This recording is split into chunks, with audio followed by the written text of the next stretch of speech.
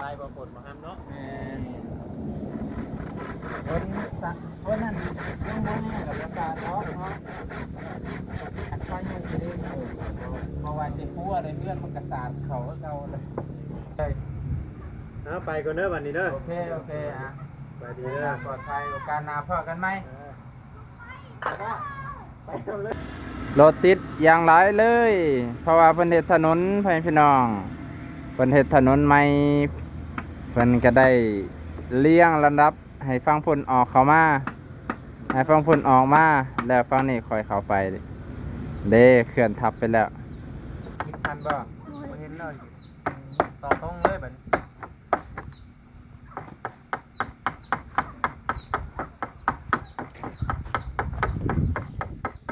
20 นาทีแล้ว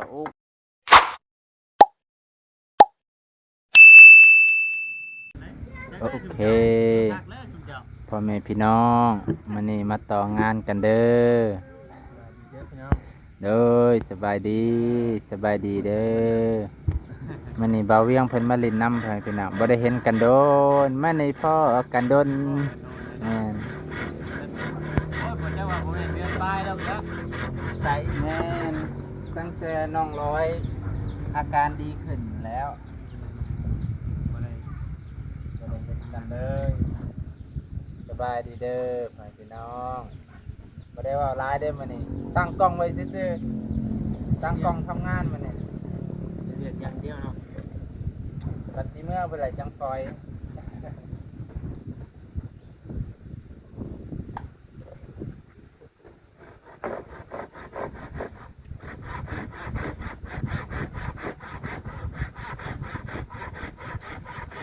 บ่ได้ขาดบ่ยังสิเฮ็ดแบบนี้ได้บ่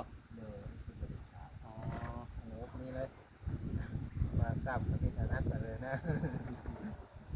ยันบ่งามเดี๋ยวมันสีเดี๋ยวนี้กันยังบ่ได้ปานใดแน่แต่ว่าต่างส่วนเพิ่นไปแบบอันเขาได้ทางพื้นทางไฟบ่ฝนบ่ห้ามเนาะคนนั้นยังบ่แน่กับอากาศเนาะอันไฟมันสิได้เพราะว่าสิคั่วได้เลือดมันกระสานเขาเก่าเลย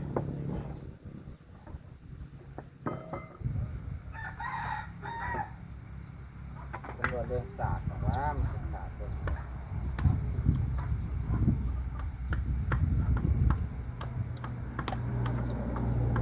ว่าเช้านี้เฮ็ดเงินเนาะ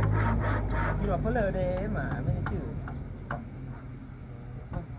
บีบแกใช้ก็มืออยู่คำพานน่ะ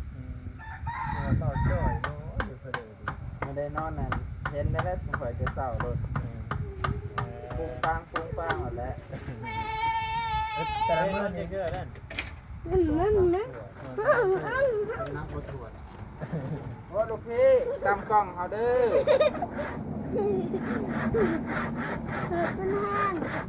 มานั่งเพื่อกำลังเจอนะเอ้ย รถมันแห้งมานั่งกำลังใจเบาบางรถมันแห้ง นี่ มาก แม่นั่งเป็นภาระเลยนั่งเป็นกำลังใจ นั่งเว้านั่งคุยน้ำกันน่าล่ะจับเพื่อนได้ดิ ดีจับบอกเป็น เอาไว้ก่อนรถทีเอาไว้ก่อนทำแล้ว คนหน้าหนา นี่ ชีวิตที่รถทีบ่เอาไว้ก่อนรถที เข้า มานั่งน้ำเบาๆเป็นเฮ็ด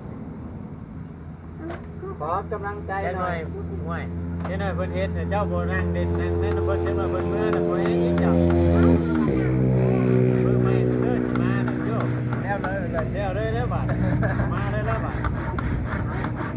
บอกในหนังว่าเอาหนังเด้อไม่ได้ยืดนั่งเดินเนาะเดี๋ยวนั่งอยู่เรื่องรถถีบ มาทางไหนชุมเจ้ามา มาทำเรื่ กิน อง ละมอง เคยรัดนะดิบ่เคยเข้าไปหากบ่ได้เคยรัดสมมุติ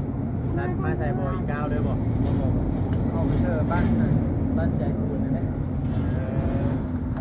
ทางมันเป็นสะดวกเข้าเจรมองมีแต่ว่าซอดลงไปบ่อีกก้าวแต่มีเคยรัดลงไปใช่มันต้องวิทย์บ้านเจรมองเลยถ้าลุ่มบอก นี่ เขาไม่เคยไป เขาว่าแช่นกปลารัดไป และมันลัดเสื้อบ่อหินกาวเนี่ยมันอ้อบนนั้นนะบ่อเดินของบ่อหินกาวใกล้บ้านคนบอก อ ไปใช้แบบ น่ะ ตรงหน้าได้เลยเกี่ยวจังได้เกี่ยวเขาโบนเก่าอีก โอ้น่ะ เกี่ยวเด้ เขาโบเซนพาราไปตะกี้ เราก็มา แสด เลย งว่าเฮานี่ยังบ่ทันได้ถึงหยัง โป้งแต่เขาเห็นเกินอยู่ว่าในระบบเป็น แล้วก็อองอันนั้นบ่บัดนี้ แต่ ออกไปทางลักเล็กบ่ ก็ไปแล้วเราเอง บ่ เนาะ อีกาวกับผู้และซุยผู้และ ออกไปช่วยคนดงดิ้งคนแหน ซุย เออขนมคุยนะโหอยู่ เขาบอกเคยหอด ถ้า เพื่ เดียว อน กั ก็ น ลิน นั่นแหละคิดว่า เขาบอกกันหอดเพื่อนก็ลินน้องนี่มีกลัว ตอดทันซุยแม่น้ำเลยแม่นบ่ ฮะ ตอดซุยนี่คือเห็นแม่น้ำเลยแม่นบ่เส้นตัวนั้นน่ะมันสิเห็นน้ำเลยว่ะซุย เอามันก็ไปช่อนแน่เนาะ เอ้ยเป็นเดียวกัน เจ้าไปฮอดดงดิ้งจุ่มเจ้าสีไปใช้ทั้งคุยคุณพ่อจากไปฮอดดงดิ้งได้ต้องสีออกมาบ้านเกี่ยวเขาบ้านตัวนี้แหละเป็นคำต้องลองว่าได้ขึ้นที่บอก มีแต่แล่นแต่บ้านเฮาก็ขึ้นมาฮอดทำต้องลองเลยแต่ตามมันมีทางแล่นเข้ามา ทางหลักปลาอ้อย ตอนนี้ก็ลงที่อยู่เด้ คนดิบจะถามก็ เมื่อลงที่ลงจักทางแล้วบาดนี้ ไปผู้เดียวกลางคืนสามคนจักรยานกลางเว้นบ่เป็นหยังคนเอาให้เอาหน้าเอา จะมาทำเป็นแต่ไป กลางคืนนู่นสัญญาณไม่อยู่เลย เดี๋ยว เราล แต่ ง มา มา ทางแง่ก็ยังยากนะตอนคืน พยานจริงนะก็ต้องยาก ญาติ ทางอย่างทางอย่างต้องยากย่านจะเที่ยงเดียวเขา ที่ให้ล้ำบ่ จะมีเสื้อบ่ไหนครับอาจารย์ก็เสื้อบ่ต่อไม่ใช่หงเนาะ ตัวเอามาเขียนหน่อยบ่ อะไรเสื้อก็มา ย่านเบิด ถ้ามันเหลือก็เอาตัวนี้เด้อเนาะให้มันแข็งแรง เดี๋ยวมันสิเหลืออยู่แหละ เรื่อย มันสิมีนักพอ อย่างตัวนั้นเด้อ เขาบอกย่า วิ น วดีแค่ยี่รอบก็ไปถ่ายทางนั้นกันเนาะเพราะมันจึงเนี่ยเนาะมันใกล้เด้ นั่งได้ ทางบ้านคุณเจ้าเนี่ย ก็ มันใกล้คุณเจ้าได้มึงคำมันนั่นกับใครอยู่เนาะ ไปมาละเป็นทางสะดวกนี่ สะดวกนี่มาไกล โอ้โหได้2ชั่วโมงได้ ไกลเติมได้มา ไป2ชั่วโมง คอยขึ้นมาพี่คอยไล่เบิ่งขึ้นพี่ครับคอยไปพุ่นนี่อยากพอๆกัน โอ้แสดงว่าบ้านก็ไกลเติมเนาะ เนี่ย ถ้าเลยก็ เอาว่านคุณเจ้าเนี่ย เพราะอัน บ่บ้าน จะ จะ มั นะ นจะอยู่ คอยบางโคก โอ้ มันโคกง่ายเลย แม่ โอ้โคกมันบ้านโคกเพื่อสิฮอดซีโนไอ้ มาแต่บางโคกมาฮอดที่นู้นก็ไปมาฮอดพี่ก็ไล่ไปบ้านคุณเจ้าน่ะ พอๆกัน เข้าไปตอนนั้นไปเอายาน้องลอยไปซิโน่ปุ๊บแล้วก็แล่นขึ้นมาพี่ขี่มาอะไรคือไกลเขาอาจารย์โอ้ยมันก็ซ้ำกับทบหนึ่งแล้วแบบเฉพาะว่าเวียงจังว่าโอ้ไกลเด้อเพิ่นว่า บัดเที่ยวเรื่อยบัดคือว่าใกล้เลยตอนอันนี้มาทางนี้ยังไม่ได้เที่ยวเรื่อยปานใดก็จะได้ประมาณเดือนหนึง เอา เที่ยว เขา ขึ้น เห็ มาน เขาส่งเห็นเจ้าได้ แน่ มัวเจ้าคนหน่อยแทนบ่เบียบ นู่น แม่นบ่ อีกใจไข่กัน ไปซิโน่ดอกเนาะดัง วงเวียนอยู่ไหน ดัง ใกล้ นะ วงเวียนอยู่ไหน ดังมันนั้นได้มาแบบนี้โอ้ ใกล้ ยว งเวียนน้ำห้านขายยาวางห้านเขาขายอันโซดอกไม้ฮันเด้ แต่เฮาก็บ่เคยไปเฮาเฮาเห็นบ่าวนาวาอยู่สิอยู่ซิโน่ก็ได้ แต่คำว่าอยู่ห้านอื่นนั่นมันมีแต่ตัวโบเก่งแฮงมันมีแต่ตัวแบบนี้อันที่โน้นมีห้านเดียวแต่ว่าจุดใหญ่มันจะมีขาตั้งกล้องแบบเขาส่งทางส่งยังเขาเอาแต่ตัวแบบเก่งแฮงนะ มีคุณภาพแน่เนาะ แล้วก็มันมีห้านหนึงห้านไม้ห้านขายไม้เขาเปิดไม้ เฉพาะในบ่เฉพาะ เขาฮู้ได้ว่าแถวนี้ มี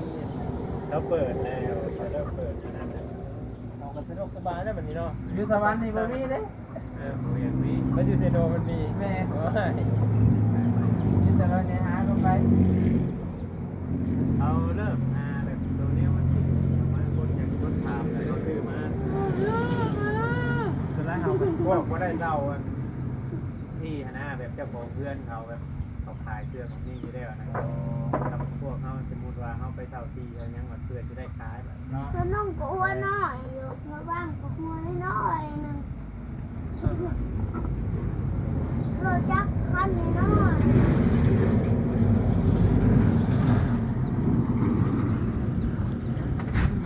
ขอกำลังใจแน่สายผ้าสู้ๆเด้อ เดี๋ยวมื้อนี้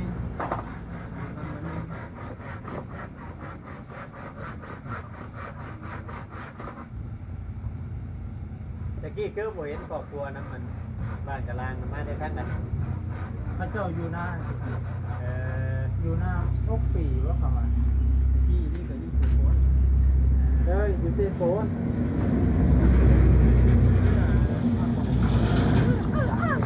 โอ้โหอย่า ดั ดั ง ง ก็เคยผ่านไปบ้านมาอยู่บ่ได้ว่าจะไทย ๆ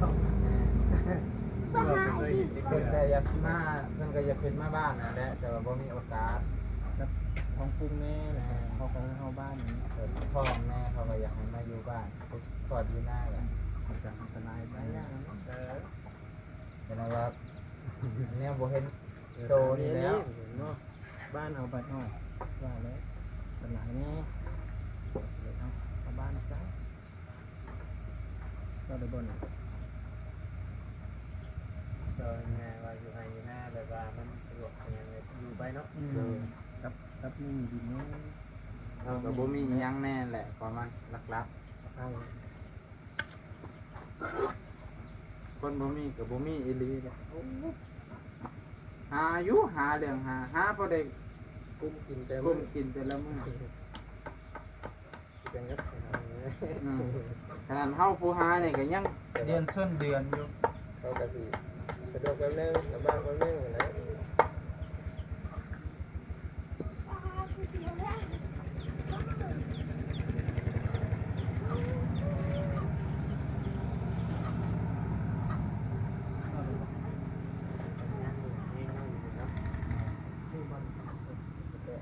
ก็จะไปละ ต้องบ้านเขาอีก ตัวนี้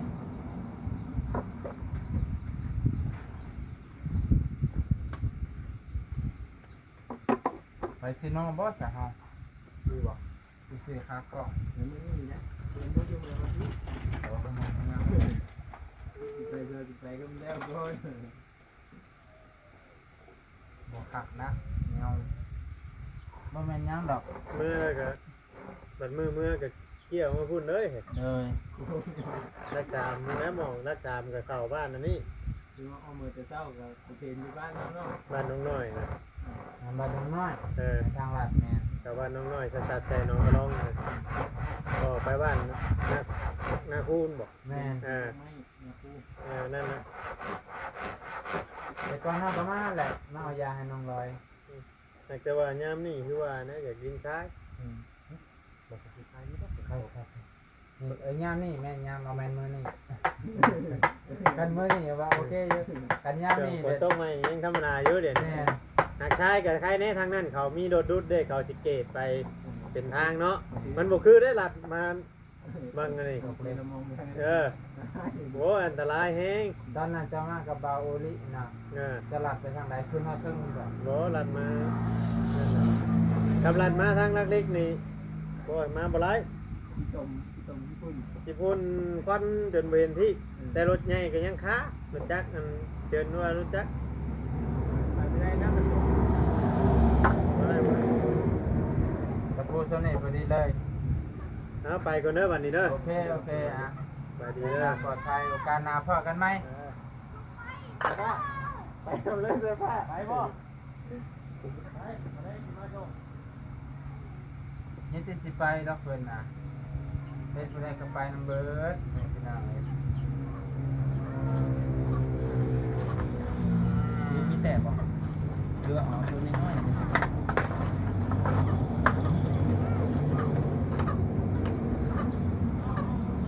สอด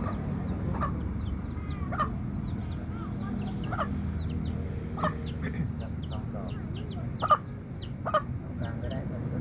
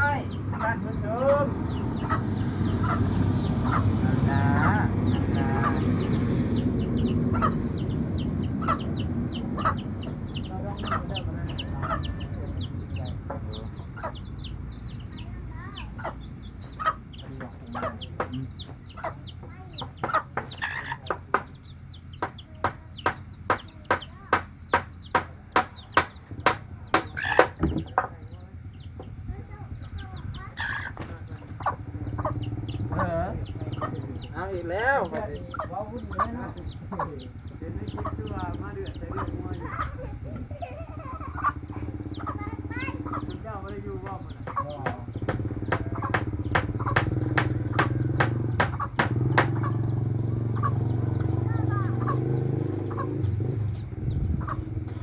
สายฟ้ามาดิ โอ้ไปปะพ่อพี่น้องนะอยู่คนเดียวเลย สายฟ้าเอ้ยนะหาเนี่ย ไปยังกันนะเอ้าเกิดเหตุการณ์มาคาดคิดแล้วจะได้หรือเปล่านี่นี่ โซคัดกระทันหัน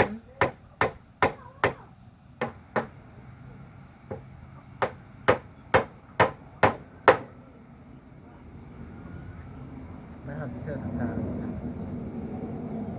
บ้างลงแล้วไม่รับแบสเลยบอกคือท้องบอก แม่ สบายดีเด้อไปพี่น้องตอนนี้ดูว่าจะหน่อยก็ไปซื้อทั้งซีหน่อยเนาะ บอบบี้รู้ว่าเอาแค่ลบเลยได้หรอ ลบเอาบ่ได้คือนะ ตัวตัวนี้เสื้อท้องแทน โดน แต่ตัวประตูอันแทนเนี่ย โดน กับประตูจ้าง นั่นแหละครับ มันน่าจะหามเนาะมันลงเนาะ มันซีเรียสเนาะ เขาเป็นการกะทิมันเนี่ย แต่ว่ามันแผ่นหนึ่งมันกว้างเขาได้ตอนนั้นคู่ว่าเส้นยาวเด้ เม็ดสีอะเม็ดประมาณเม็ด8หรือเม็ด9มัน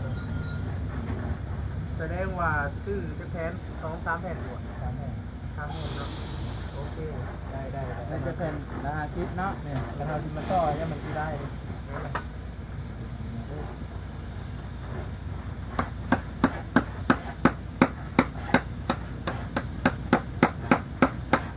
มานั่งให้กำลังใจแน่ มาเลยสิป่ะอ๋อหลุดที่เลย โอ้ยทางจะนั่งรถติด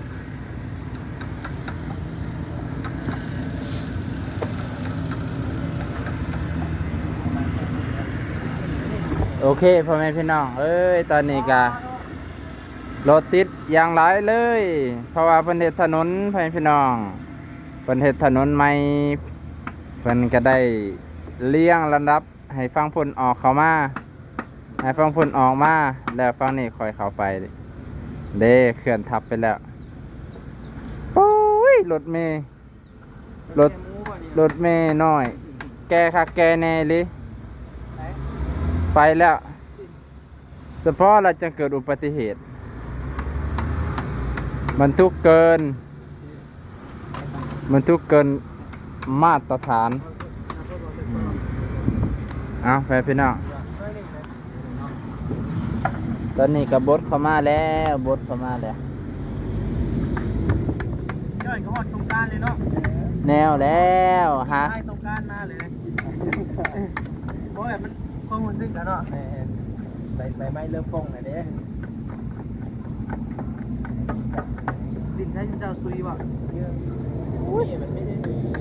วันนะเดี๋ยวนะ ดูข่อยเบิดวันแล้ว เป็นวันเลยแม่เป็นโคต้าเลยเนาะ เบิดโควตาแล้วเบิด เขาแล้วเล เบิ ย ด เนาะ ความรู้สึกมวลมีแต่อยากมีเงินเดี๋ยวนี้ มันมีเงินนะใครๆแน่เนาะ มีเงินไหนก็ม่วนเบิดเนาะ หมดปัญญามีเงินแล้วไปดีเลย แต่ก่อนก็คิดเสียดายโอ้ยเจ้าของบ่ได้เล่นน้ำหมูเขาคิดไปคิดมาบ่ได้เล่นก็ดีที่สุดเพื่อสิหามาได้เสียให้กับมันประมาณ3 วันคุณโอ้ย หามาเดือนหนึ่งวะ เรื่องหนึ่ง3 วันเมื่อเลย ใช้สิบางคนเนาะหาเกือบเป็นปีเมื่อจะร้องคนนี้เลย เห็ดแต่3 อันนี่บอยด้วยใส่อีก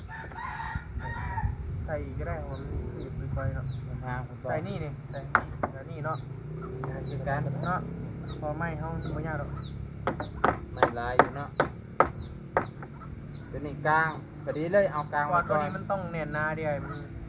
ได้ติ้งตลอดเด้มันยก ยกขึ้นยกลงบัดลมมาบัดเติ้งอยู่เลยเนาะ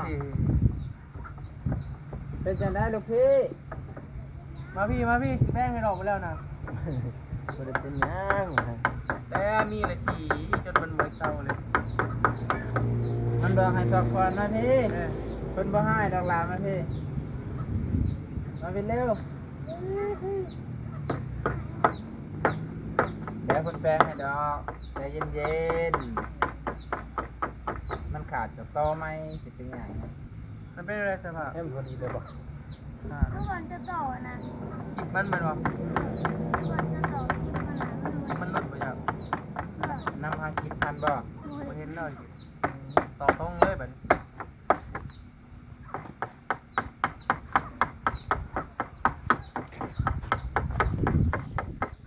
20 นาทีแล้วโอเคสต็อปไว้ก่อนโอเค ต่อไปเลยดิ ต่อได้มาว่าต่อก็ต่อ1 เมตรเอาผิดเลยป่ะ ข้างใน 1 เมตร100เด้อ106 106แบ่งครึ่งเลยค่ะ 106กับ106 106 163เนาะ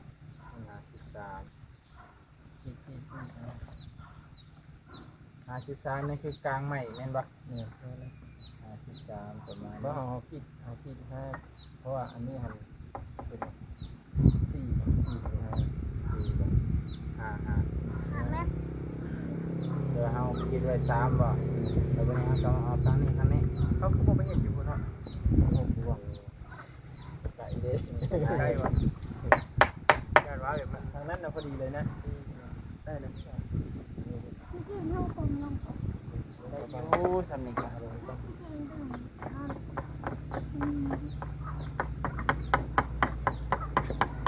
ตัวอย่างว่าที่มันใหม่มือใหม่ลง เป็นไงเห็นบ่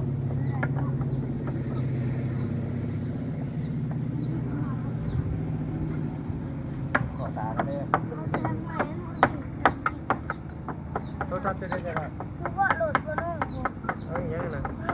ตอนนี้นะ มันไปเมื่อไปเลยดิ ได้ไปใครเอา มันมีกระเจรถ เล่นเราอยู่นู่นเด้อโดยเราเมื่อหอดมาส่งเลยครับมาส่งโทรศัพท์แล้ว เอาแล้วผมว่ามันอื่น โอ้มันยากนี่จับใส่แล้วเนาะอันต่อกันนี่ก็แป๊บเดียวเลย มาแล้ว เก็บตัวนี้แล้วยากสุดเนาะประตูก็บ่ยากหน่อยเนาะ มันจะดึงบานทับเลย มันผับประตูมันใส่อีกอัน ก็คือเส้นสอง 3ก็ได้เนาะอันละ3มันผับโอ้อ้าว โยกทับเนี่ยใช่บอก ใส่กันเลยใส่กันเลย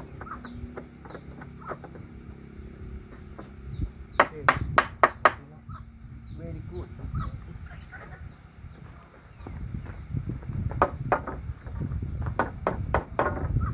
เอาไม้ตัวนี้เลยว่าให้ใส่นะ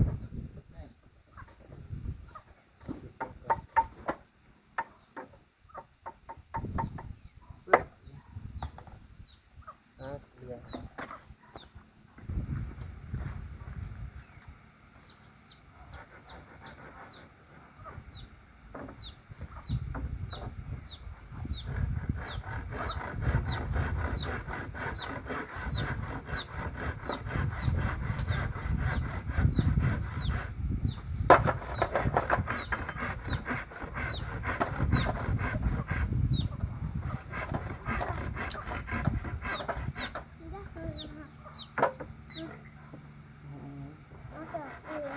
ดูไว้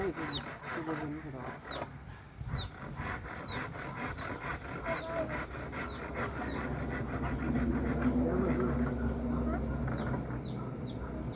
เนี่ยโยกไว้เสียบลงในคลิปไอ้นุ่ม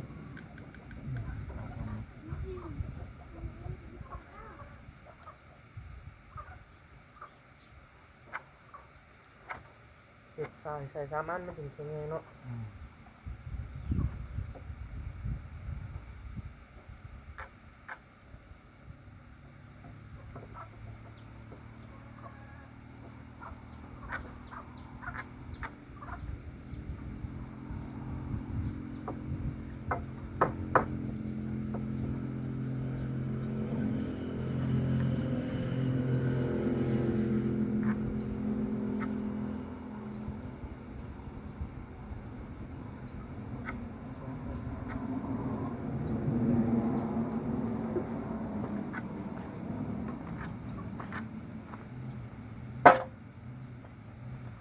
โอ้ย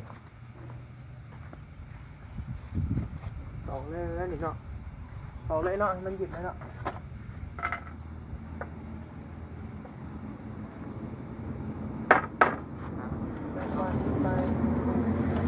ตะปูหน่อยเขามีบอกว่าทอดได้ไง เบิดคือกัน ตะปูหน่อยเขาเนี่ย เบิดเลย ไม่ได้เลยนี่ โอเคพ่อแม่พี่น้องตอนนี้ก็เห็ดโครงนี่ใส่สิแล้วยังเหลือที่ใส่เป็นนี่เป็นกลางมันห่างโพดเพื่อให้มันแน่นพ่อแม่พี่น้องเราก็จะได้บากพอดีบอบีเพิ่นไปซื้อตะปูน้อยๆพ่อแม่พี่น้องตะปูน้อยเอาตะปูนี่ตอกอย่ามันแตกเลยพี่น้องเอาตะปูน้อยตอก2 ดอกยึดไว้แล้วก็บากแต่ตอนนี้เฮาก็สิได้เบรกก่อนเบรกกินข้าวเที่ยงให้พี่น้องเติมพลังก่อนเนาะพอดีนี่น่าจะ11 โมงกว่าแล้วเพราะว่าเช้านี้กินน้อยหนึงเดี๋ยวก็เดินทางมาเลยพี่น้องนะขอบพระคุณหลายๆบัดสุขุทุกคนที่รับชมเด้อพี่น้องและขอบใจที่บ่ขามโฆษณากดติดตามให้กำลังใจคอมเมนต์ให้กำลังใจ